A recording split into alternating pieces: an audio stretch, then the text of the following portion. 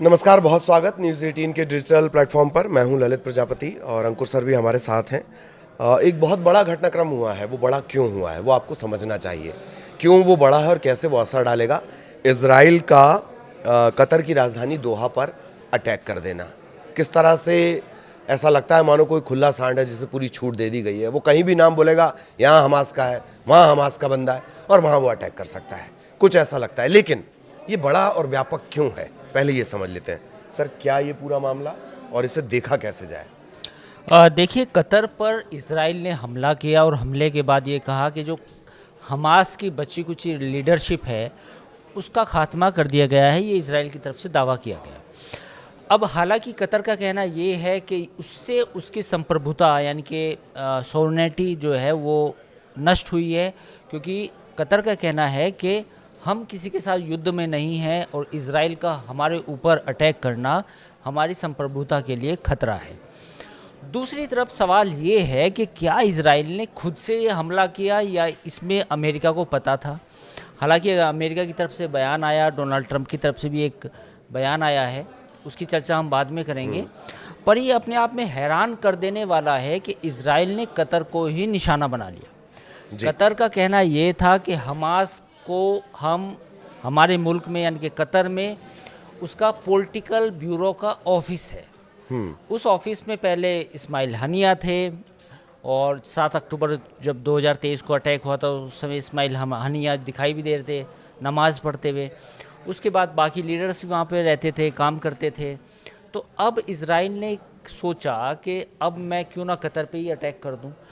तो ये काफ़ी हैरान कर देने वाला है और पूरे यूरोपियन यूनियन और मिडिल ईस्ट के जितने भी मुस्लिम कंट्री हैं सब ने इसकी मजम्मत की है और कहा है कि इज़राइल ने जो किया है वो ठीक नहीं किया है। तो ये काफ़ी मतलब एक पेचीदा मामला है। पूरी इस समय जो मिडिल ईस्ट है काफ़ी मतलब और हैरान अगर कर इसे देने वाला इस लिहाज से देखा जाए कि क्या मुस्लिम कंट्रीज़ की तरफ से या वो जो ऑर्गेनाइजेशन है उनकी तरफ से कोई रिएक्शन आएगा या करना चाहिए, मतलब रिटेलिएट करना चाहिए, किस तरह के रिएक्शंस वहाँ से आ सकते हैं, इसे कैसे समझें? देखिए, सऊदी अरब ने भी इसकी मजम्मत की है, बाकी ईरान ने भी की है, बाकी और मुल्क हैं जितने मिडिल ईस्ट के, सब ने कहा है कि भाई इज़राइल को कोई ऐसा इख्तियार नहीं है कि वो किसी भी एक सोवरेन मुल्क पर इस तरह का अटैक करे, इससे जिससे कतर का मतलब आज़ादी जो है उसकी संप्रभुता है उस पर ख़तरा हो। लेकिन ज़्यादातर जो ईरान बयान ने भी इसकी निंदा की है। हाँ, ईरान ने भी उसकी आलोचना की है। सवाल ये है कि क्या सिर्फ आलोचना कर देने से ही बात बनेगी? क्योंकि देखिए, इज़राइल ने जिस तरह मिडिल ईस्ट में एक तरह से हर देश में, लगभग यमन में भी उसकी पहुंच है, ईरान पे ऑलरेडी अटैक कर चुका है, लेबनान में कर चुका है, सीरिया में कर चुका है, गज़ा में तो जो हालात हैं वो तो आपने मालूम ही है। तो कोई भी ऐसा मुस्लिम मुल्क नहीं है जहां पर उसने एक तरह से अटैक नहीं किया है। तो अब सवाल ये है कि क्या इज़राइल की इस एडवेंचर या इस एग्रेशन का कुछ मतलब तोड़ हो सकता है क्या? तो ये एक सोचने वाली बात है। इसका फैसला तो मुझे लगता है कि मुस्लिम मुल्कों को लेना चाहिए कि भाई या तो अगर हमास का एक बड़ा मुद्दा है तो हमास पे बातचीत हो इज़राइल के साथ, और जिस पर हमास का प्रभाव है, चाहे वो मिस्र के कुछ संगठन हैं या फिर ये ईरान है या फिर कतर है, ये बातचीत के टेबल पे लाएं। क्योंकि ये मसला आप ये समझिए कि 2 साल लगभग हो चुके हैं, पूरा जंग जैसे हालात हैं और इज़राइल के ख़िलाफ़ भी, खैर ऐसा नहीं है कि इज़राइल के ख़िलाफ़ भी अटैक होते हैं, तो पूरा मिडिल ईस्ट एक तरह से जल रहा है। थोड़ा ना इस मामले में पेचीदगी है, वो भी मैं आपके लिए अंकुर सर से समझता हूँ। पेचीदगी ये है कि आप कह रहे हो हमास को अल्टीमेटम जब आप दे रहे हैं, ट्रंप अल्टीमेटम देते हैं, तो वो कह रहे हैं मेरी इजराइल से बात हो गई है, वो मान गया है, अब या तो तुम युद्ध बंद कर दो वरना मैं ये कर दूंगा। दूसरी तरफ आप कतर गए, वहाँ से लंबे चौड़े बिजनेस आपने डील कर ली, लेकिन ये जो हंटर ये इजराइल पर कभी चलता हुआ नहीं दिखता। ये एक तरफा कार्रवाई और ये पेचीदा मामला क्या है, वहाँ पर आप बिजनेस भी देख रहे हो और उसी जगह पे एक हमला भी हो जा रहा है। नहीं, ये बात बिल्कुल सही है आपकी कि इज़राइल को लेके अमेरिका का जो रवैया है वो बिल्कुल दोहरा है। इसमें कोई दो राय नहीं है। इज़राइल को अमेरिका सपोर्ट करता है, इसमें कोई दो राय नहीं है। जब ये हमला हुआ इसके बाद एक बयान आता है अमेरिका की तरफ से कि इज़राइल ने हमें बताया था कि वो अटैक करने वाला है कतर में, लेकिन जब वो अटैक हम उस पर कोई फ़ैसला लेते या हम उस पर आपस में बातचीत करते तब तक इजराइल ने अटैक कर दिया था। ये अमेरिका का वर्जन है, अब सच क्या है झूठ क्या है मुझे नहीं मालूम। दूसरी तरफ इजराइल ने जब ये अटैक किया तो उसने भी कहा कि मेरा यूनिलैटरल है, तो जाहिर है इजराइल और अमेरिका दोनों एक दूसरे को बचा रहे हैं। भाई इजराइल ने अटैक कर दिया, अमेरिका को कहा कि लास्ट मोमेंट पे मुझे बताया, अमेरिका भी पल्ला झाड़ रहा है कि जब तक हमें बताया तब तक उसने कर दिया, तो अमेरिका को पता भी चल गया और अटैक भी हो गया। तो ये कुछ इस तरह का मामला है। अब इसमें सवाल ये है कि क्या इजराइल को लेके अमेरिका में सॉफ्ट कॉर्नर है या उसकी जो पॉलिसीज़ हैं अभी भी नहीं बदली।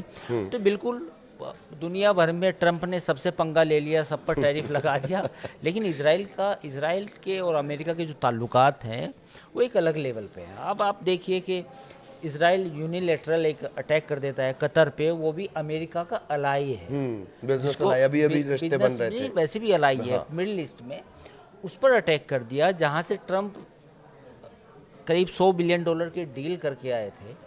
एक बोइंग का बड़ा जेट मिला था उनको, प्लेन दिया था। कतर के जो अमीर हैं उन्होंने जो डोनाल्ड ट्रंप को जो दिया था वो जेट कई $1 बिलियन का जेट था वो। तो तमाम सब कुछ गिफ्ट मिलने के बाद डोनाल्ड ट्रंप को 100-125 बिलियन डॉलर की डील मिलने के बाद कतर एयरलाइंस के लिए जो विमान खरीदे जाएंगे वो अलग हैं, तमाम सब कुछ होने के बावजूद तब भी अगर दोहा में अटैक हो जाता है तो ये कहीं ना कहीं अमेरिका के लिए भी एम्बेरसिंग है। अमेरिका के लिए भी कहीं ना कहीं ये एक वो है कि भाई इजराइल है कि मानता नहीं टाइप। लेकिन अब लोग सवाल ये पूछेंगे कि क्या इजराइल ने इस अटैक करने से पहले अमेरिका को बताया था या नहीं। मेरा अपना एनालिसिस ये कहता है कि डेफिनेटली बताया होगा। ऐसा हो ही नहीं सकता कि इजराइल ने ना बताया हो अमेरिका को हम अटैक करने जा रहे हैं। तो कुल मिला के वो सब है कि पर्दे के पीछे कहानी कुछ और है, दुनिया के सामने कुछ और है। तो फिलहाल की अभी यही इस सूरत हाल है कि दोहा में जो हमास का पॉलिटिकल ब्यूरो का जो ऑफिस था, जिसमें करीब जो 5 से 7 जो उनके हमास के जो लीडर थे उन पर इजराइल ने अटैक किया, जिसके बाद कतर ने भी काफ़ी नाराज़गी जाहिर की है। उन्होंने कहा है कि भाई हमारे ऊपर अटैक कर रहे हो आप, और हम अमेरिका के भी अलाई हैं, हम हमारा इस युद्ध इस लड़ाई से कुछ लेना देना नहीं है, बजाय वैचारिक समर्थन के। तो ये पूरा मिडिल ईस्ट में एक अलग डायमेंशन निकल के आई है कि इजराइल कहीं भी अटैक कर सकता है। जो मिडिल ईस्ट के जो मुल्क हैं उनको सोचना चाहिए कि उनकी सेफ्टी सिक्योरिटी और शायद अगर मुस्लिम देशों के एंगल से भी सोचा जाए, क्योंकि वैचारिक समर्थन तो लगभग सभी मुस्लिम देश ने मिला हुआ। सवाल ये है कि कल अगर सऊदी अरब में कुछ ऐसी बात होती है तो क्या इजराइल वहाँ अटैक करेगा? तब सऊदी अरब का क्या होगा? क्योंकि सऊदी अरब तो एक तरह से अमेरिका का अलाई है, दोस्त है। तो अब ये कुछ मामला पेचीदगी भरा हो गया है, और साथ ही इजराइल का जो एक एग्रेशन है मिडिल ईस्ट में वो बढ़ता ही जा रहा है। हाँ, वो लगातार बढ़ता जा रहा है। और कम से कम जब हम ग्लोबलाइजेशन और वैश्वीकरण की बात कर रहे हैं, विश्व बंधुत्व की बात कर रहे हैं, उस लिहाज से तो कतई ये जायज़ नहीं कहा जा सकता। तो आज फिलहाल इतना ही। इससे जुड़ा अपडेट भी आप तक पहुँचाएंगे। नमस्कार।